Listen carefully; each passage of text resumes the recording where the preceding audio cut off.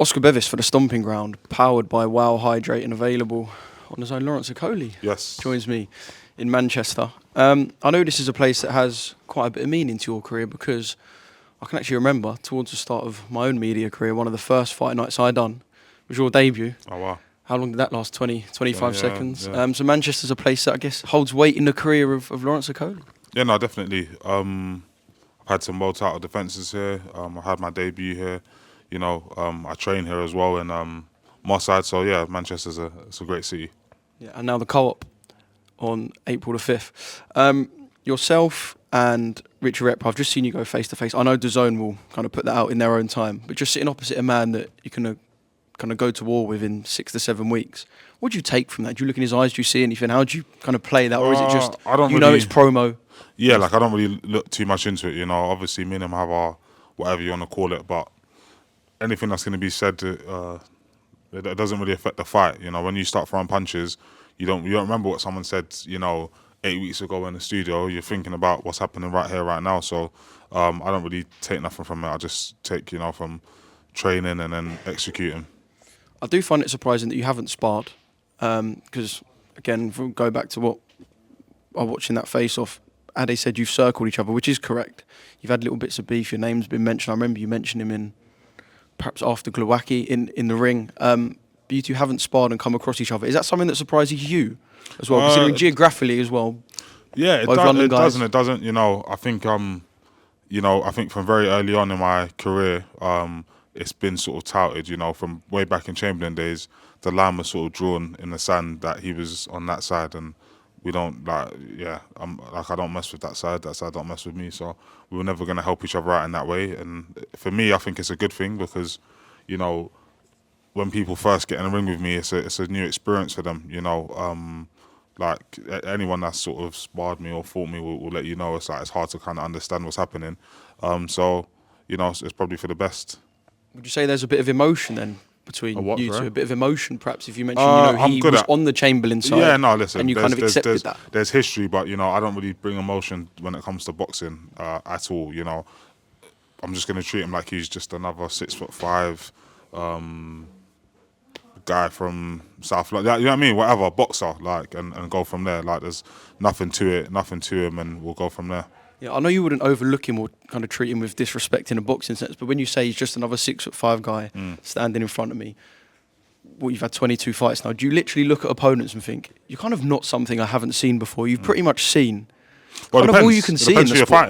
It depends who you're fighting. If you're fighting Zhang, yeah, I haven't seen that before, but I'll work on whatever. If you're fighting Richard Riakporhe, I've seen tall, big punchers who, box okay. Do you know what I mean? That's what he is. He's like any person I get into a ring with. You're throwing punches. It's a fight, but ultimately, I have a lot more in my arsenal. A lot more. I just have a lot more going my way, especially in this fight. So I need to go out and show it. There's no point in me saying it to you and then not doing it on the day. But at this point in my career, I'm all about execution. I want to pick up on you saying his boxing is okay.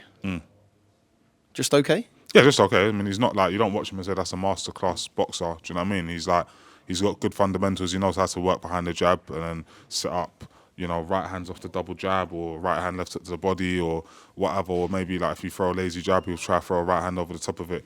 He's got good to okay boxing skills matched with being usually the taller fighter and the harder puncher. But against me, he doesn't have all of those attributes over the opponent. We're the same height. I probably punch a little bit harder than him, and I've got better boxing skills. Because a lot of times people watch me fight and they don't understand. I'm doing stuff not even for that minute. I'm doing stuff for round 8. Yeah. Do you know what I mean? And then I get it done. So yeah, we'll banking see. Work that you can build on. Yeah, when they're blowing in round 9, round agreed. 10. And it's without saying too much, I'm constantly thinking about what I'm doing and why I'm doing it. So sometimes I just need to, in this part of my career, I've made that more based on trying to get a KO than okay, when I was at cruiserweight, I'm thinking, how am I going to get to do 12 rounds? I'm tired of the weight, I'm tired, whatever else. Where now it's I can freely express myself and go out and be explosive from round 1 to whenever I get the stoppage.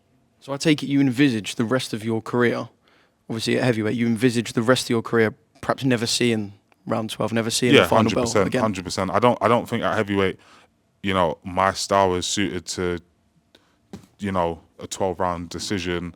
I don't Fury, think Klitschko, Dusseldorf. Yeah, type. You're going to hurt people. Yeah, and I think that as well, other heavyweights are going to be thinking to themselves, this guy's come up from cruiserweight, I'm going to try hurt him. So it sets up, you know, some of my best work is when people are throwing punches at me. I can get the shots that I really am looking for off. And at heavyweight, I think it will be even better because, you know, they're not as sharp. Yeah. So I know you'll have kind of a list building of heavyweights you want to fight. I don't know if there's been a switch flicked. Obviously, you can tell me this, but I just watched you watch a couple of heavyweight knockouts, and there was kind of like a mean laugh coming out of you, a bit like as if there's something that's like a different fire, maybe like a meanness or a streak. It's a different sport, and I'm actually able to be myself. You know, there's always something in the back of your head when you're, you know, in the triple-digit weight and you're dropping down to make 90 kilos. That, you know, it's in the back of your head. I can't focus on being mean. I can't focus on, I'm going to go knock this guy out. Because I'm focusing on, I have to eat this salad. And you're using up energy. Yeah, and it's like everything is built around making weight. And so that's the real battle. The real fight is the day before, do I make the weight? Now I don't have that battle anymore. It's like all I'm thinking about is going and getting the stoppage. And I have a, what's the right word? I have a great opportunity here. You know, I've won world titles, and if you look at my career as a standalone, you can say, wow, he's done some really cool stuff. But it's not over yet. Do you know what I mean? The job's not finished. So to get the job finished, I need to be explosive, I need to be mean, I need to be savage, and I need to have no friends. Yeah. You've done some cool stuff, but time to make it cooler. Exactly. Yeah. I've got to mention the cinema thing. I think it was maybe start of 2023, looking at 2 years ago. I remember that clip just exploded on the internet. Everyone loves that kind of shit. Obviously, we wanted to see you two in the ring, but we love that stuff. I didn't love it, but, you know, it is what it is. For me, you know... Why didn't you like that? Well, for me, when it comes to having a fight, yeah, I'm all up having a fight, but I think that side, we all kind of left it alone when we became professional athletes, and sometimes it spills over.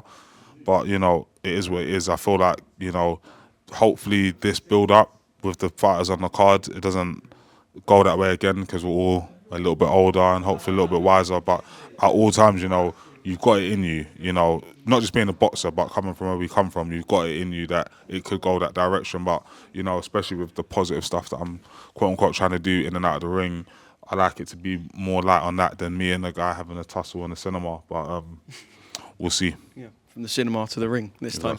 Exactly. I know that's your focus, obviously, this fight with Richard, but beyond that, is it the world title that you want next? I heard you say the focus would be kind of the winner of Zhang Kabiel, that's for the WBC interim. Yeah. I know kind of a lot has to go on with governing bodies and whether belts are vacated and dropped, and etc. But you want to beat Richard and then have the winner of Zhang Kabiel. Yeah, that's my ideal route. We'll see what happens. If that's not possible, then the winner of Joyce versus Whyte would also be on my list. So it's like, you know, obviously all eyes on Richard.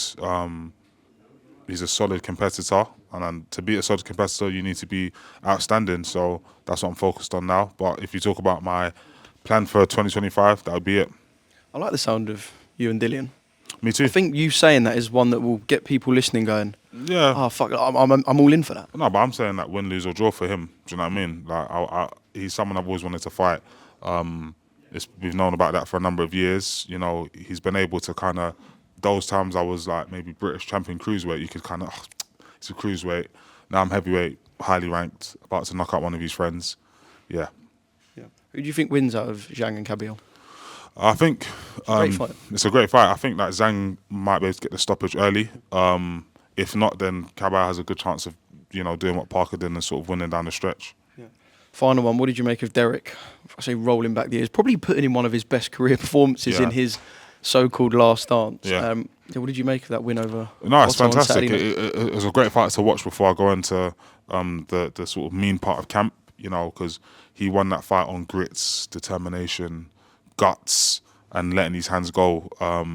And the opposite could be said about Otto Wallen, who did the opposite. So hats off to Derek Chisora for getting that win and just continuing to bring excitement. Yeah. I know he said he wanted fight number 50 in Africa. Let's just play a little bit of a storyline for the next couple of months. You beat or knock out Richard Riakporhe, and there it goes. Lawrence, Congo, Zimbabwe, Nigeria, wherever in Africa. Is that a I would never call him out. Do you know what I mean? But if he is that a respect thing? And also, do you know what I mean? The guy's, getting to his 50th fight. Do you know what I mean? I would actually prefer him having just the easy fight, just call it 50 and whatever. But then once again, if you called me out in a hypothetical world, then yeah, of course. But I wouldn't go out my way to do that. Yeah, Lawrence, I really appreciate your time. Cheers, just a final one. I know obviously you got camp to do, and you'll kind of come face to face and talk with the presser today. Without giving kind of a game plan away, how does the fight between you and Richard play out, and how do you win, and when do you win? It depends, on if he comes for it, or if he boxes. If he comes for it, like trying to maybe assert himself, then I think I'd get some good counter shots off and get the job done in the Olympic boxing half of the fight, I think. And if he tries to box, then I'll get it done in the championship boxing part of the fight.